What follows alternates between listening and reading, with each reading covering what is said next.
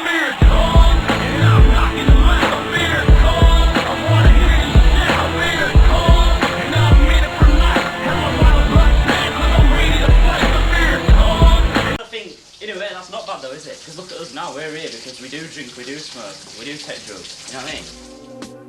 The extended KHANS family eat together at least once a week. To give the group a sense of the support network that underpins his success, this evening, Amir's invited the boys to join them. Apart from Nimat, it will be the first occasion any of the boys have spent time with a Muslim family. Joining Amir for the meal is his dad Shah, mum Falak and uncle Taz. Also there is coach Mick with his wife. You've not been in prison, have you? No, I haven't, mate. You've not been in prison? No. You've never been, no? I'm not going to go either. That's good. That's the... Well, obviously, you've been in some sort of trouble. From it. Well, there was that close to me. I went in and they said to me, yeah, next time you're here, you may as well bring your toothbrush with you. Is that right? So, I'm here where are you from, mate? I'm from Birmingham, but it's just, I'm here for the fights, no drugs, no jail, nothing like that. I'm just here because of fights. It's all gangs, you know what I mean? It's just areas hating areas, so it's not one man fighting, it's all, a whole area will fight another area. So what are your mum and dad saying about it? Like, they must know about the fighting and stuff. They hate it, we're going to say. I mean... Of course, because obviously when you go out, they don't know whether you're going to come back. Do they? Really, obviously, yeah. So what's your background? Been in care for most of my life, right? That's what sent me off the rails, really. Still got a lot of pent-up anger, really, inside me about all that stuff, you know? Don't really trust anyone because of it. You know what I mean? I want better for me, like, you know? That's right, and you've got everything ahead of you, absolutely. Yeah. I had my family supporting me, you know what I mean? And say some of you guys don't have your family supporting you, yeah? But at least you can do it on your own. Absolutely. But I know you guys can do it. I know you guys can go far. You can go back home. You can get a job. You can earn money the decent way. You know what I mean? The legit way. And stay out of trouble. Yeah, stay out of trouble. That's the main thing. Tony's just completed 14 months in prison for burglary, where he had a hard time mixing with Muslim inmates. With everyone feeling relaxed, he plucks up the courage to talk about it. I'm not racist and I think don't take this the wrong way, but like when I was in prison, yeah, and a lot of like Muslim people in prison, like I tried to talk to them, yeah, I'm live and let live. I'm not against no one, no religions, nothing like that, yeah. But they was in prison. They was like very close knit. They didn't want to talk to you. They was sort of talked down to you, pushed you away, sort of thing, you know. Whether it's because he's in prison, I don't know. But I mean, the way we are, you know, I mean, we treat a person as a person, how you are. We don't look at the colour of you. It's as a person. I hate people being racist to other people. You know what I mean? I'm not racist. My family isn't. But that's one of the things about us. You know what I mean? My family's always taught me not to be racist. Treat everyone the same. I enjoyed sitting there with them, getting to know more. It's been a tough life for them. It's a shame that they didn't have the support that I've had. And I think if they did, I'm sure all of them would have been different. I don't come from an area that's got a lot of Asians living in it, so I can't really say I've had opportunity to mix. I think what I take away from it is you don't have to be the same as everyone else to be accepted in society, you know? You shouldn't judge a book by its cover, which I think I have done in the past. The KHANS family, brilliant family. So I was a bit worried, like, that my experience of, like, when I was in jail, I was sort of going to be shut out, but they're not like that. They're so helpful, like, really good with advice. The ball's in their court. They want to change their life around. It's up to them now. I know they want to do it, so, yeah, I'm going to leave it to them now.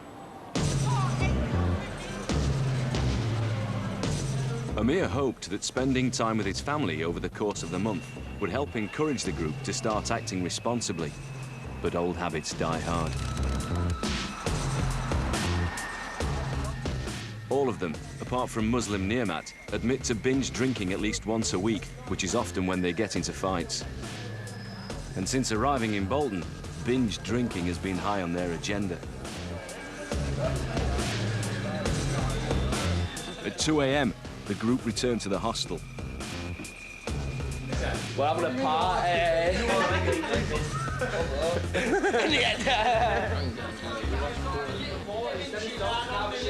That's the whole reason he won the fight. Go on, tell him. That's the whole reason why he won the fight. They've been drinking now for 6 hours.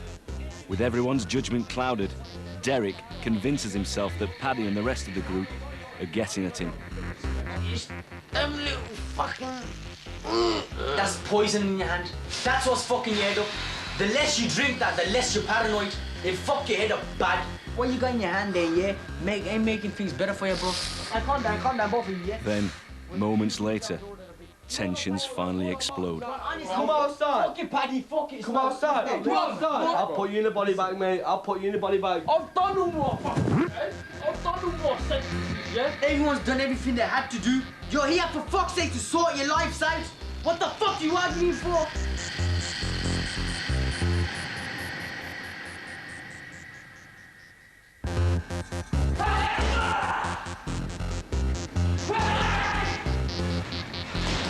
Olympic silver medalist Amir Khan is facing his toughest test yet.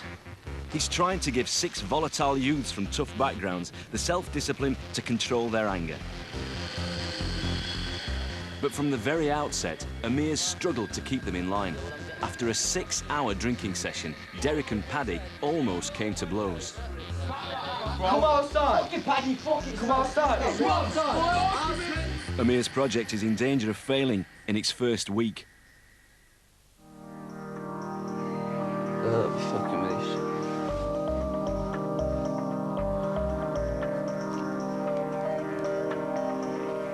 After the argument last night, Derek's decided he wants to go home. As soon as I'm back on the train, getting back down from where I come from, brother, then I'll start smiling, bruv. Everyone's two-faced, bruv, and as far as I'm concerned, I fucking like them cunts, bruv. Downstairs, Derek's attitude means that few of the boys will be sorry to see him go. He was a good lad at first, but when he had a drink, they thought he was hard. Come down breakfast, have the day. I mean, if you like it, you like it. If you don't, do one on. But you still say no, no, no, no. I ain't gonna fucking beg him. You ain't some kind of king that I'm gonna fucking beg him. You know what I mean? Yeah, fuck him. yeah. If you don't wanna do it, don't do it. I ain't fucking bothered. You've got to give him a chance, man. How many chances we gave Yeah, him? but last night that was on beers, you know what I mean? We're all sober now. We've got to give him a chance. We're all sober. So Tony talks the group into trying to persuade Derek to stay. Mom, morning, man. What happened last night. It's forgotten about, bro. No one's holding nothing against you. Forgive and forget, bro.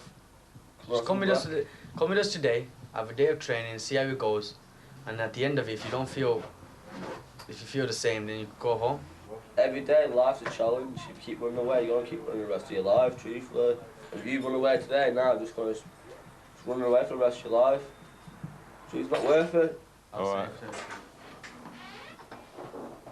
You coming? It's coming down now. It's coming out. Yeah. Stand He's again, gonna stick it out. Stick it out, bro. It'll be all right. Morning.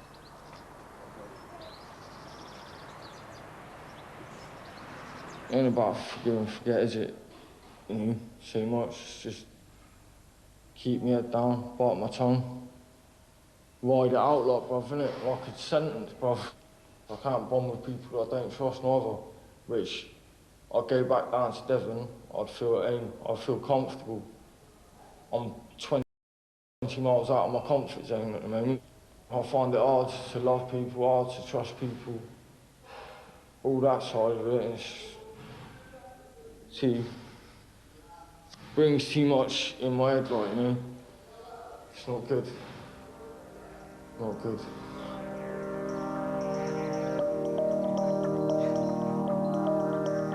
Derek is 24 and from Devon.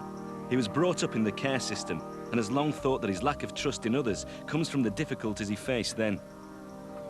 I had no respect for myself, I had no respect for anybody else, really. The only thing I've ever been focused on is getting blotted, getting wrecked, blocking out life. I suppose through being in the care system, I've not built up much trust in people.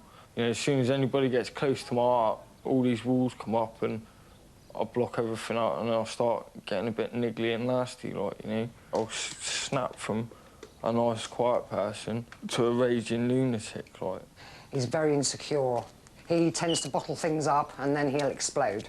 Scary, very, very scary. Right over you and literally in your face, and it makes me shake.